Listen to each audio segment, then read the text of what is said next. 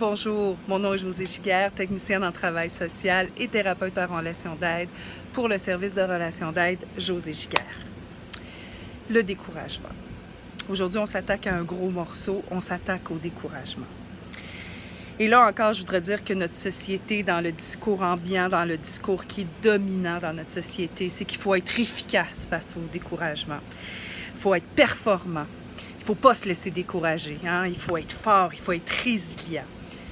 On ne part pas tous de la même place dans la vie et on n'a pas tous les mêmes aptitudes et les mêmes capacités au départ à faire face au découragement, aux épreuves de la vie. Il y a des gens qui vont vivre exactement la même épreuve qu'une autre personne et qui vont mettre 1 mois sans sortir, une autre personne va mettre 2 ans, une autre personne va mettre 10 ans sans sortir.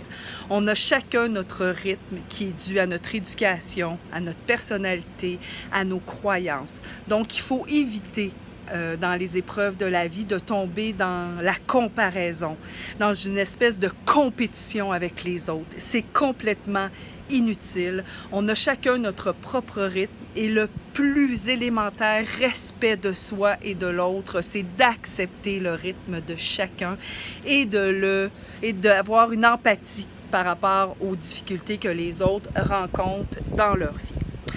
Alors, qu'est-ce que c'est le découragement? Le découragement, à la base, c'est une émotion qui est négative et désagréable à vivre et à ressentir. C'est une émotion qui est dans la même famille que l'abattement, l'accablement, l'écœurement et le désespoir, qui, selon moi, est l'émotion la plus pénible à vivre. C'est quand on se retrouve dans la zone noire du désespoir. Parce qu'on l'a dit, le désespoir, c'est l'absence d'espoir. Donc, c'est une situation qui est difficile à vivre. Il y a un bel oiseau qui vient de passer. Qui est une situation qui est difficile à vivre, qui est difficile à transgresser.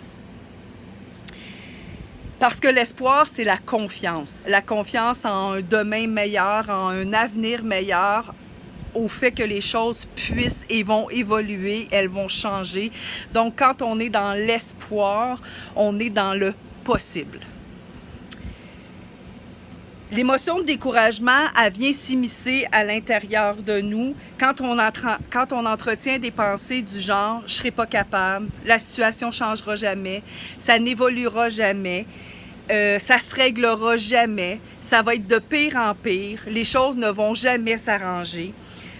Tout ce que je fais marche pas, peu importe ce que j'essaie, j'ai jamais les résultats que je veux, j'obtiens pas ce que je veux. Donc, c'est vraiment ce genre de pensées-là qui nous maintiennent souvent dans le découragement.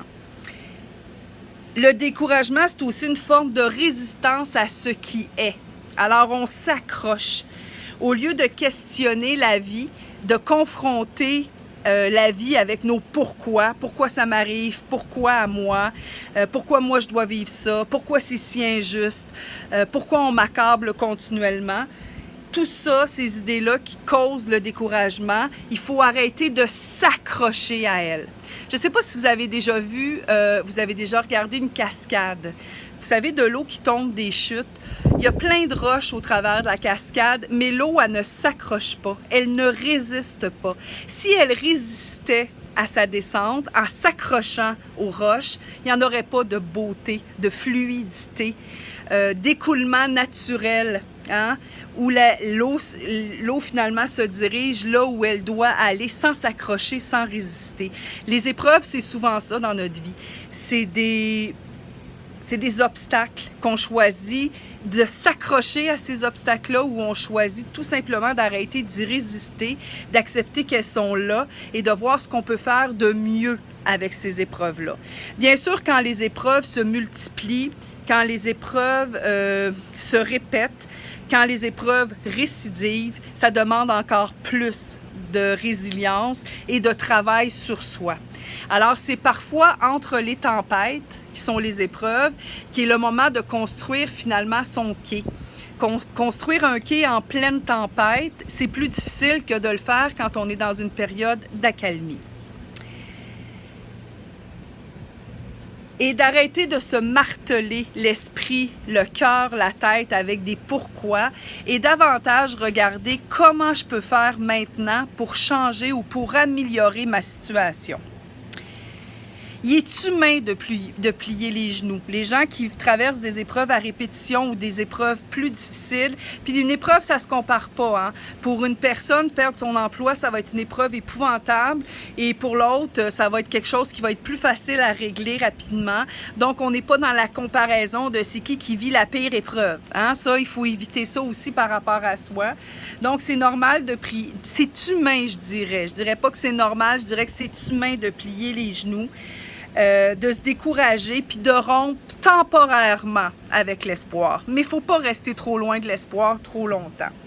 Il faut se donner le temps de retrouver son souffle aussi entre les épreuves, de se redonner des élans pour retrouver en soi le courage. Alors, c'est un peu ça, plier les genoux.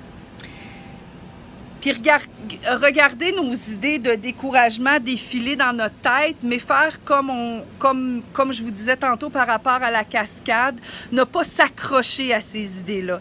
Et se rappeler que les idées qui passent dans notre tête, aussi puissantes et fortes qu'elles puissent paraître, elles ne font que passer et elles sont éphémères si on ne s'y accroche pas. Alors, c'est important de le faire. Puis ne pas prendre toutes ces pensées personnelles, toutes ces pensées-là qui passent dans notre tête personnelle. Hein. C'est souvent des pensées universelles qu'on va tous ressentir à un moment donné ou à un autre. C'est aussi arrêter d'entretenir ces pensées-là. C'est comme si on arrosait une plante vénéneuse dans l'espoir qu'elle ne grandisse pas, puis qu'elle nous fasse jamais mourir, puis qu'elle nous morde pas, puis qu'elle nous empoisonne pas. Alors, ces pensées-là vont finir par nous tuer finalement, nous tuer moralement, nous empoisonner si on continue à les arroser et à les entretenir. Dans la vie, se rappeler aussi que tout passe, même à l'heure la plus sombre de votre vie, il y a toujours une possibilité que du jour au lendemain, les choses se transforment parce que la vie, c'est pas quelque chose qui est stagnant. La vie, elle est continuellement en évolution, en ébullition.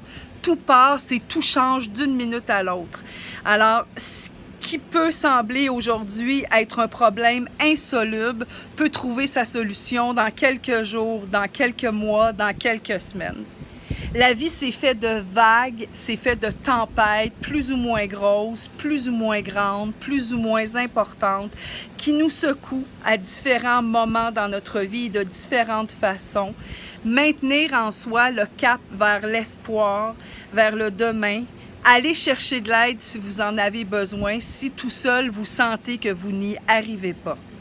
Les épreuves nous permettent aussi de se transformer et souvent d'aller puiser en nous des ressources que l'on croyait insoupçonnées, qu'on ne croyait pas posséder. Et souvent, ça nous oblige aussi à réinventer notre vie, à réinventer notre façon de faire les choses, qui est dans plusieurs cas une pas si mauvaise idée que ça.